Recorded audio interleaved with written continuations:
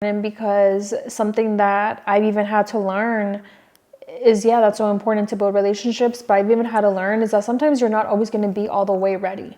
And I know for me, like I've been a procrastinator in the past, or sometimes you don't want to do things because you feel unprepared. You feel like, there could be so much more things that you can get done, but at the same time, like you won't even know if you're ready for something unless you try.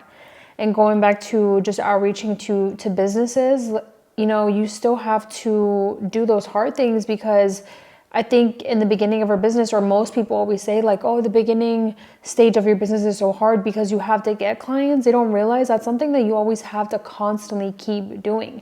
It's not just going to be hard in the beginning. It's going to keep being hard at every level or every stage that you go through, because in every level and every stage, you're going to come across new obstacles. You're going to come across new challenges. And if you get scared by the first challenge that you have on your journey, then how are you ever going to get across the other hurdles? But I brought that up because it goes back to sometimes you're going to be put in a position where you have to do those hard things. So why do we wait until we're in those situations? This is something that we talked about on another episode, where why do we wait until we get to those bad situations where we let bad things happen until we start to do the hard things? No sense of urgency. And the reason why is because when you don't have a sense of urgency, your mindset is going to prevent you from moving forward with the things that you're afraid of. And this brings me back to one of the things that I wanted to bring up in the podcast was the illusion of time. And you kind of touched on it, where I know me personally have had a couple of people in my family pass away. And for me, it always, I don't know, it just gives me this drive of like, tomorrow is not guaranteed. Facts. Like tomorrow is not promised. So it's like, go harder today. Like now, go, give it everything you got today. And I think for some people, everybody reacts differently to grief or, to death. But some people kind of just slow down, or they see life as, oh, well, now is the time to slow down and spend more time with my family. And I think I wanted to bring this up because it goes back to perspective. You can, going back to doing hard things, like you can see a situation from a totally different perspective, but at the end of the day, it's your actions. Like, what are your actions showing? And I think that in any situation, you're either going to be inclined to find a way and do those hard things, or you're just going to run away and keep hiding. Yeah, and more importantly, it's crazy because I discovered that in my 20s. I was scared that I wasn't going to be home enough to do stuff with the kids. Mm-hmm. And I was so scared to the point where I didn't know what my next steps was until that light bulb hit when I started doing the stuff that I love to do. And that's why in my 20s, I was like, all right, a light bulb clicked. I want to be a stay-at-home dad.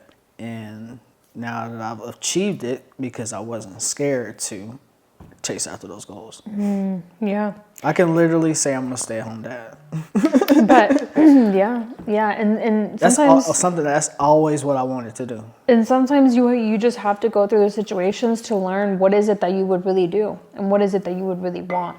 But I bring it back to the illusion of time, because sometimes risk also isn't what we think it is. I think people fear starting things, but it should scare you also to stay in the same place forever. At least for me, I know that kind of scares me. I don't know if it scares me, but I wouldn't say scare me. Staying in the same, I've never stayed in the same spot, so I don't think that's something I fear. If you don't normally stay the same, or the better word is staying stuck. Yeah. Staying stuck is staying stuck is a bigger risk than actually just trying and failing. Yeah. So why is it that we're always just scared to take that one step? I said, it's no sense of urgency. Yeah. And for everybody it's different, but I know for me, like the risk of failure was always coming from, well, I don't want to regret not trying harder, or I don't want to regret like not having done anything. So going back to like the risk of failure, it's like you have to think to yourself that at the end of the day, no matter what you do, there's always going to be something that you do right and something that you do wrong, or there's something that it's going to teach you. And I say that to say, you just have to find out what is it that drives you, like you said. Because I know for me, it's always been like the risk of, again, regret. Like, could I have done more? Or was there anything else that I could have given? Yeah, for sure. Like, especially when we don't get opportunities, or when employers or companies say no to our proposals and stuff like that. It's like, damn, like, is there anything I could have done more? Is there anything I could have, like, changed? Or is there something I could have, like, you know what I mean? Like, it's always that feeling. It's annoying as fuck, because 9 times out of 10 we don't really necessarily get that feedback that we're looking for in order to get past that gut feeling. Yeah, but either way, I think the reason why I think this episode is so important and just doing things scared is that there's always going to be risk. I think, sometimes we think to ourselves that there's never going to be any risk if we just stay comfortable, if we stay on this side of life. But at the end of the day, going back to what you just said, there's risk either way. Whether you're a W-2 worker, whether you work for yourself, whether you decide to, whatever creative endeavor that you do, or whatever it is that you do in life, there's always going to be a risk. And it just goes back to like, what risk are you willing to head on?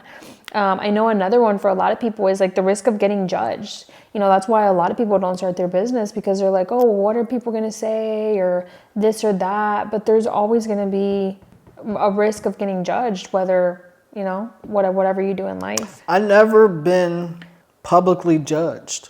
You don't think you've ever been publicly judged? I mean, maybe like once or twice, but out of my whole entire life, I haven't been. Well, people leave little comments and stuff